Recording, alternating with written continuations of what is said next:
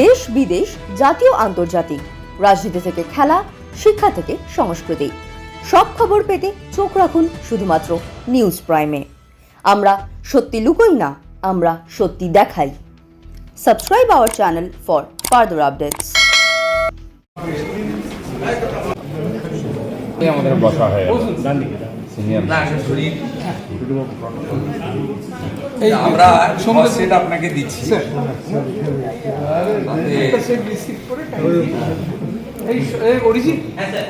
স্যারকে একটা set time just witness কাল পর্যন্ত আমরা আপনাকে 6 সেট দিচ্ছি। প্রথম সেটে মাননীয় রথীন্দ্র বোস, তাকে প্রস্তাব করেছেন শুভেন্দু অধিকারী, সমর্থন করেছেন দিলীপ ঘোষ। দ্বিতীয় সেটে প্রস্তাব করেছেন মাননীয় বিধায়ক মনোজ কুমার ওরাও, সমর্থন করেছেন নদিয়া চাঁদ বাউরি। তৃতীয় সেটে প্রস্তাবক দীপক বর্মন এবং সমর্থক বিশাল লামা। চতুর্থ সেটে প্রস্তাবক অগ্নিমিত্রা পাল, সমর্থক মালতী রাভা রয়। আমাদের পঞ্চম সেটে শঙ্কর ঘোষ প্রস্তাবক, মাননীয় জগন্নাথ চট্টোপাধ্যায় বিধায়ক, তিনি সমর্থক।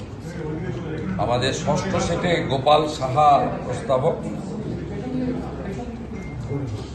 গৌরীশঙ্কর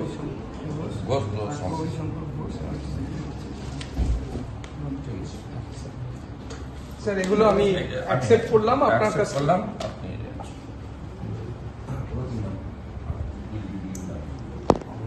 বাকিরা চলুন, যত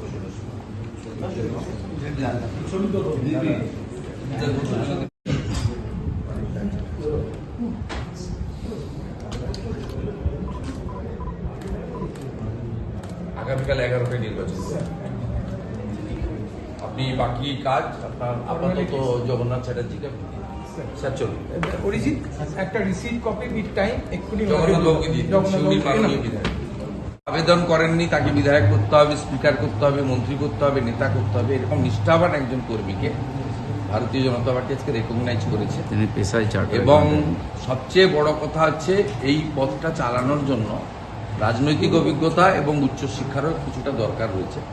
উনি নিজে একজন সিএ, চার্টার্ড অ্যাকাউন্টেন্ট, এবং এই ধরনের মানুষকে আমরা মনোনীত করতে পেরে আমরা সকলে খুশি।